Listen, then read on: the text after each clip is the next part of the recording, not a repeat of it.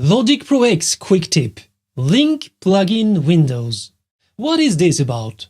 Well, you know when you compose music in Logic, you constantly need to open and close your instrument plugins to make adjustments, change settings and so on. I used to do this by double-clicking on the plugin window in the track inspector. Wrong. That is actually the bad way of doing this, and I will tell you why. It means a lot of wasted time going to this tiny button in the track inspector every time, double-clicking on it, and then you might also want to close the track inspector afterwards every time, because it takes up screen estate. Multiply these actions 1,000 times when working on a project, and I'm sure you can see how annoying it can become. Now for the solution.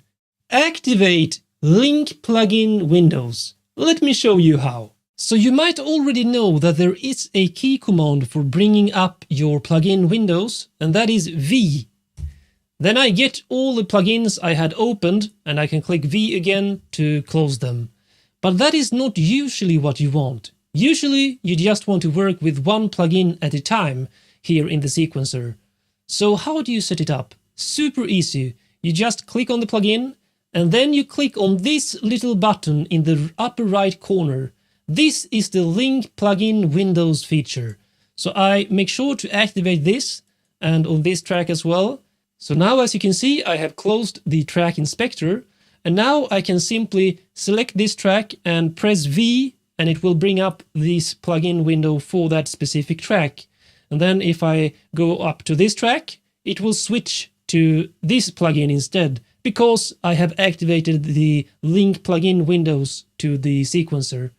The only minor drawback is that if I close this now and press this and then bring up the windows with V, that doesn't work. I need to first bring up the plugin with V and then select the track.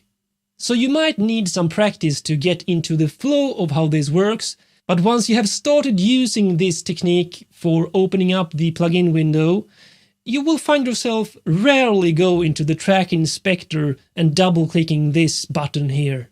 Amazing! Now make sure that you make this into a habit, an instinct even, for always reaching for that key command V on your keyboard to open or close your plugin windows. Then you will only need to select the track in your sequencer to bring up the specific plugin on screen. My name is Mike, and I will see you in the next video.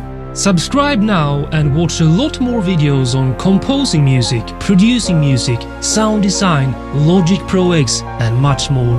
I'll see you in the next video, my friends.